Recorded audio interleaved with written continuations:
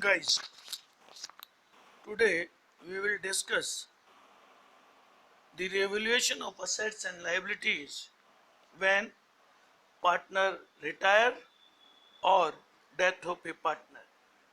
जब भी किसी पार्टनर की डेथ हो जाती है या रिटायर हो जाएगा तो किस तरह रिवैल्यूएशन का इफेक्ट पड़ेगा। At the time of retirement the assets and liabilities are revalued and a revaluation account is prepared in same way as is done in case of admission of a new partner. The only difference is that in case of retirement any profit or loss due to revaluation is divided among all the partners including retiring partner, whereas in case of admission of a new partner the new partner does not share profit or loss of revaluation. कहने का मतलब यह है कि revaluation account वैसा ही बनेगा जैसा कि एडमिशन ऑफ पार्टनर के टाइम बनता था, लेकिन क्या फर्क होगा। एडमिशन ऑफ पार्टनर के टाइम पर जो रिवैल्यूएशन बनता था उसका प्रॉफिट और लॉस केवल पुराने पार्टनर्स में, ओल्ड पार्टनर में, डिस्ट्रीब्यूटर में नहीं। यहाँ पर रिवैल्यूएशन अकाउंट का प्रॉफिट पार्टनरों में, तीनों का मतलब जितने पार्टनर हैं उन सभी में डिस्ट्रीब्यूट होगा। That is the major difference. इस बात को आप याद रखें। रिवैल्यूएशन अकाउंट सेम बनेगा जैसे पहले हम बनाते आए थे। जितने भी एसेट्स की वैल्यू बढ़ती है तो उसकी एसेट्स की बढ़ी हुई वैल्यू को हम रिवैल्यूएशन की क्रेडिट साइड में लिख देंगे and loss on assets we will show in the debit side of revaluation account. If there is a decrease in the liabilities, it is also shown in the credit side of revaluation account, and there is increase in the liability or unseen, then it will show in debit side of revaluation account. और इसको करने के बाद जो balance हो, may be profit और may be loss, it will divided into all the partners. ये तो हो गया रिवैल्यूएशन के बारे में। अब बैलेंस शीट में कुछ एक्यूमुलेटेड प्रॉफिट, रिजर्व या एक्यूमुलेटेड लॉस भी दिए जाते हैं। तो what is the treatment of accumulated profit, reserve and accumulated loss? दोनों का ट्रीटमेंट क्या होगा? वैसे तो जैसे एडमिशन के टाइम पर जो ट्रीटमेंट पार्टनर्स में होता था वैसे का वैसा ही ट्रीटमेंट इसमें भी होगा। फर्क इतना है, उसमें केवल ओल्ड पार्टनर्स में ट्रीटमेंट करते थे, इसमें ऑल पार्टनर्स में ट्रीटमेंट किया जाएगा। फॉर एग्जाम्पल, यदि बैलेंस शीट में आपको journal reserve, reserve fund, P&L का क्रेडिट बैलेंस दिया हुआ हो, या इन्वेस्टमेंट फ्लक्चुएटिंग फंड, या वर्क्समैन कंपनसेशन रिजर्व, ये बैलेंस शीट में कि एसेट लाइबिलिटी साइड में दी हुई हो, तो हम एंट्री करेंगे journal reserve account DR, reserve fund DR, investment fluctuating reserve account DR, workmen compensation account DR, P&L account DR if credit balance to all partners capital account in their old profit sharing ratio। यानी partners का capital account बनाएंगे तो ये सारी की सारी चीजें partners के कैपिटल अकाउंट की CR साइड में हम उनके ओल्ड प्रॉफिट शेयरिंग रेशियो में लिख देंगे। If there is a accumulated loss, इसका मतलब असेट्स में यदि आपको P&L अकाउंट दे दिया जाए या एडवर्टीजमेंट डेफर्ड एक्सपेंसेस दे दिया जाए तो दीज आर दी लॉसेस। तो इसके लिए रिवर्स एंट्री कर देंगे। All partners capital account DR to P&L account debit side और एडवर्टीजमेंट सस्पेंस अकाउंट, ये दोनों it will be distributed in all partners in old profit sharing ratio। Third वैसे मैंने आपको बता दिया, फॉर डिस्ट्रीब्यूटिंग ऑफ सरप्लस और स्पेसिफिक रिजर्व, तो वर्क्समैन कंपनसेशन रिजर्व और इन्वेस्टमेंट फ्लक्चुएटिंग रिजर्व, ये भी हम आपस में पार्टनर्स के कैपिटल अकाउंट में जितना भी एक्सेस अमाउंट है वो बांटेंगे। नाउ एक एग्जांपल के द्वारा मैं आपको इसे समझा देता हूं कि क्या क्या एंट्रीज इसमें की जाएगी। इस एग्जांपल में दिया हुआ है P Q R partner in a firm profit sharing ratio 2:2:1 are retire and balance sheet of the firm as a date they was as under. आपको बैलेंस शीट में creditor reserve, P and L account, workmen compensation reserve और capital account दिए हुए liability side में। Asset side में cash, debtors, stock, plant and patent ये दिए हुए हैं। नीचे लिखा हुआ it was agreed that stock is to brought down to 82,000, plant and machinery reduced by 20,000, patent were found valueless, there was no liability on account of workman compensation reserve. These are the 4 adjustment, ये हमें दिए हुए हैं। What will be the accounting treatment or journal entry when partner retire or death of partner? तो सबसे पहले आप देखिए हम लोग क्या करेंगे, जो हमें journal reserve, P and L account और वर्क्समैन कंपनसेशन, क्योंकि वर्क्समैन कंपनसेशन के लिए लिख दिया कि कोई लाइबिलिटी नहीं है तो हम पूरा पैसा ओल्ड पार्टनर में डिवाइड कर देंगे। If there will be liability तो उस लाइबिलिटी को घटाने के बाद जो पैसा बचता उसे हम इनके कैपिटल अकाउंट में क्रेडिट कर दे। तो entry journal reserve DR 60,000, P and L account DR 15,000, workmen compensation reserve account DR 10,000, to P's capital 34,000, to Q's capital 34,000 and to R's capital 17,000. The distribution of all the reserve in old profit sharing ratio there is, that is 2:2:1. तो ये पहली चीज हो गई। Now second, revaluation account बनाएंगे, उसके पहले entry भी करनी होती है। तो किस किस चीज में लॉस हुआ उसे हम रिवैल्यूएशन के डेबिट में लिखेंगे। तो आप देखिए stock to be brought 82,000, the value of stock is 90, now we have to brought down 82, it is a loss of 8,000। So revaluation को हम डेबिट करेंगे, to stock account 8,000, plant and machine की वैल्यू भी 20,000 से रिलीज हुई तो 20,000, and patent are valueless, इसका मतलब इससे भी कोई पैसा हमें नहीं मिलेगा। तो revaluation account DR 50,000, to stock 8,000, to plant 20,000 and to patent 22,000। Now ये दोनों के दोनों ये लिख दिया हमने। लाइबिलिटीज में there is no change and there no change in the other assets, so there will be a loss of 50,000 in revaluation account. So we will make the entry P's capital account DR 20,000, Q's capital 20,000, R's capital 10,000 and to revaluation account 50,000. These entry will be made. I think now it is clear to all of you how we will make entries. Now second, payment of the amount due to retiring partners. जब retiring partner है तो there will be 3 condition, 3 condition हो सकती है retiring partner की।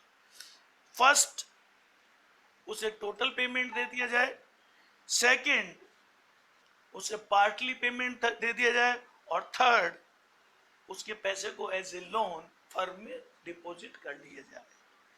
तो what will be the entry when the amount due to retiring partner is ascertained after all adjustment? It is either paid out in cash or transferred to his loan account. Then entry will be retiring partner capital account DR to cash account.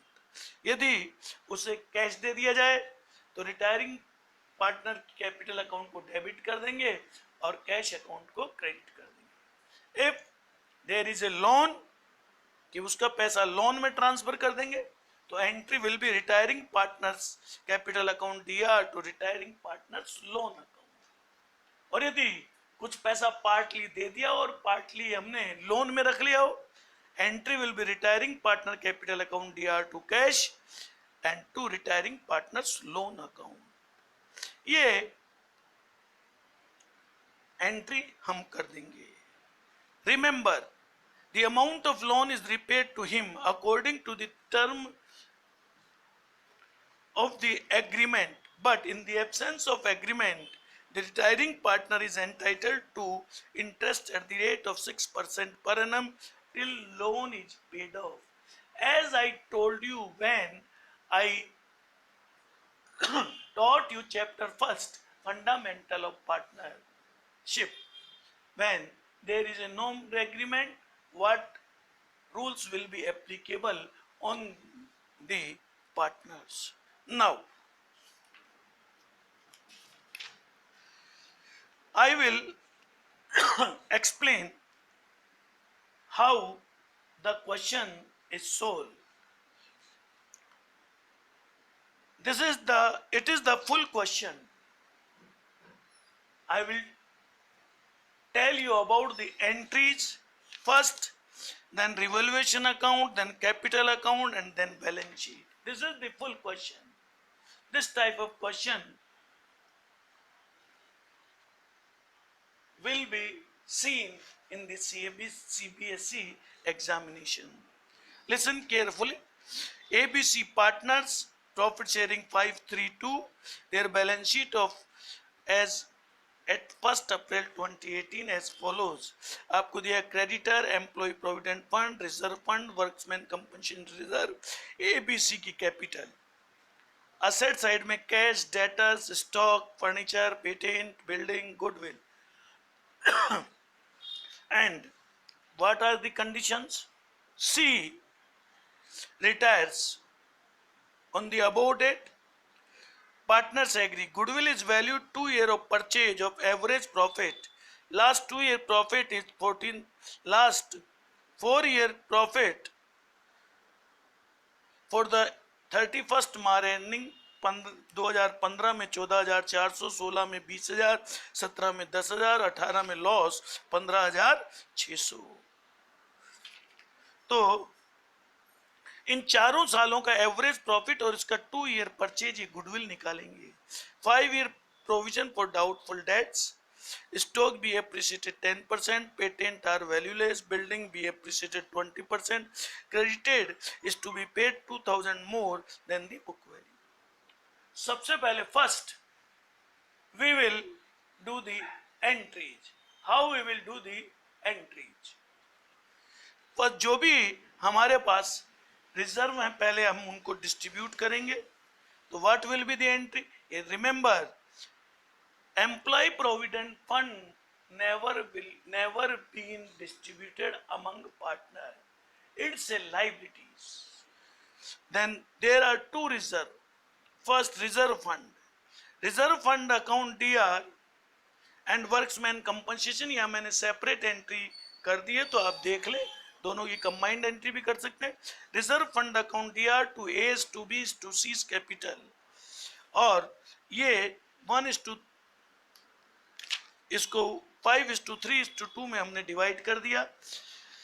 इसी तरह workmen compensation reserve account DR 2,000 to S to B to C 1,600 and 400 because there is a no liability of worksman compensation reserve. तो ये दोनों reserve थे, उनकी पहले हमने entry कर दी। Now third entry will be relating to revaluation. जिस भी असेट्स में लॉस हुआ है तो उसकी हम एंट्री पहले कर देंगे। तो revaluation account DR to provision for doubtful debts 400, to patent are valueless इसलिए to patent 4,000 and to creditor 2,000 क्योंकि 2,000 से क्रेडिटर बढ़ रहा है। The total amount 6,400। The entry will be revaluation account DR 6,400 to provision for doubtful debts 400, patent 4,000 and credited 2,000। ये loss हुआ इसलिए revaluation को हमने क्रेडिट डेबिट करके रिमेनिंग को क्रेडिट कर दिया। दो असेट्स की वैल्यू बढ़ी है, एक स्टॉक की और एक बिल्डिंग की। तो हम एंट्री करेंगे stock account DR 4000, building DR 12000 to revaluation account 16000। इन दोनों एंट्री के बेस पे we will prepare revaluation account. और आप देखेंगे कि रिवैल्यूएशन अकाउंट में प्रॉफिट हुआ है हमें 16000 का, डेबिट साइड में रिवैल्यूएशन आया 6400 का, तो there will be a profit of 9600. It will divided into partners, old partners, yeah, all partners you can say. So entry will be revaluation account DR to A's capital, to B's capital, to C's capital, 9600, 4800, 2880, 1920. Now remember, देखिए दो, अगर if goodwill is given in balance sheet, अगर goodwill balance sheet में दी जाए तो we will write off this the goodwill. First we will write off the goodwill. तो इस गुडविल को राइट ऑफ करने के लिए हम ऑल पार्टनर्स कैपिटल अकाउंट को डेबिट करेंगे और गुडविल को क्रेडिट करेंगे।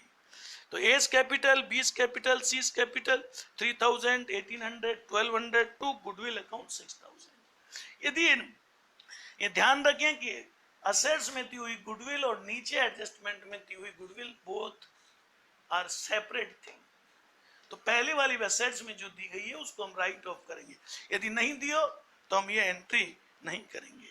नाउ अब आपको निकालना है कि जो गुडविल है रिटायरिंग पार्टनर को दी जाने वाली है, उसके लिए कहा गया है कि 4 ईयर एवरेज और 2 year of purchase. Please see the working note.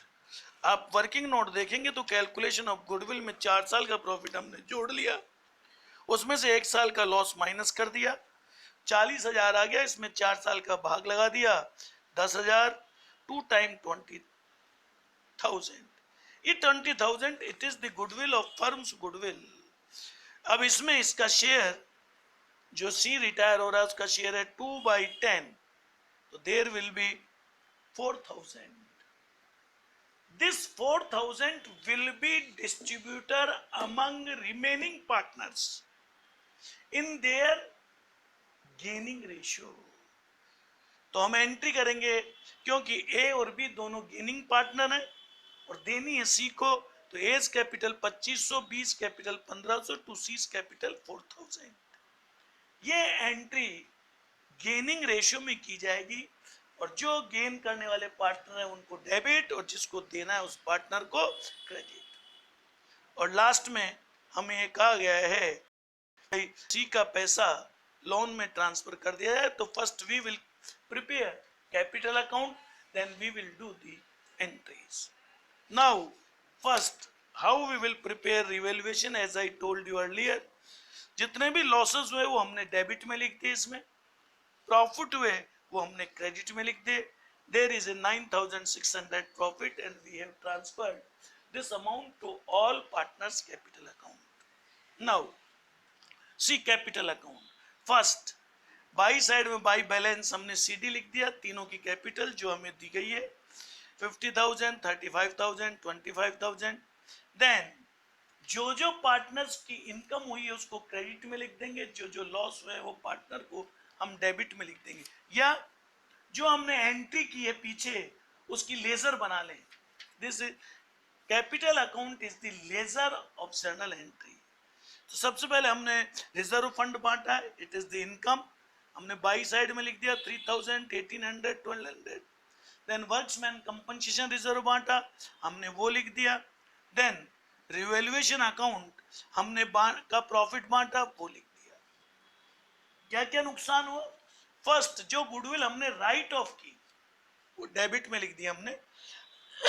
Then सी को गुडविल दी, सी को उसके शेयर की गुडविल दी, तो सी के अकाउंट में हमने लिख दिया, हमने कैपिटल अकाउंट में बाई एस कैपिटल 2500 सी के कॉलम में लिखा है और बाई बीस कैपिटल 1500 सी के कैपिटल, यानी सी को ये गुडविल रिटायरमेंट के कारण दी जाएगी,